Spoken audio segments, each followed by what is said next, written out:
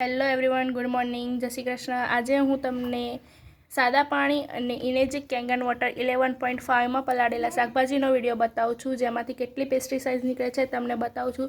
આ સાદા પાણીમાં પલાળેલા ભીંડા છે, જેમાંથી કોઈ પેસ્ટિસાઇડ નીકળતી નથી, જ્યારે આ ઇનેજિક કેંગન વોટર 11.5માં પલાળેલા ભીંડા છે, જેમાંથી કેટલી પેસ્ટિસાઇડ નીકળે છે હું તમને કાચના ગ્લાસમાં લઈને બતાવું છું। આ ઇનેજિક કેંગન વોટર 11.5માં પલાળેલા શાકભાજી, જ્યારે આ સાદા પાણીમાં પલાળેલું।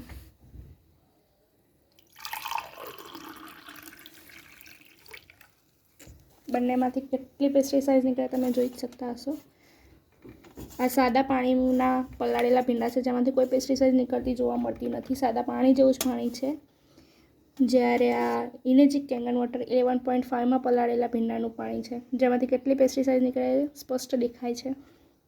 બંનેનો ડિફરન્સ દેખાઈ જ આવે છે। જ્યારે અમે બીજા શાકભાજી પણ જોડે જોડે પલાળેલા છે।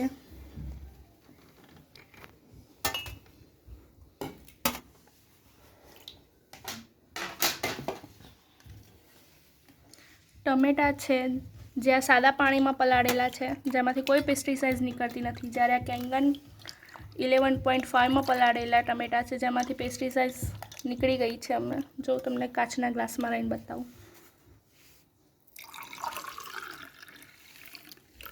આ સાદા પાણીમાં પલાળેલા ટમેટા છે।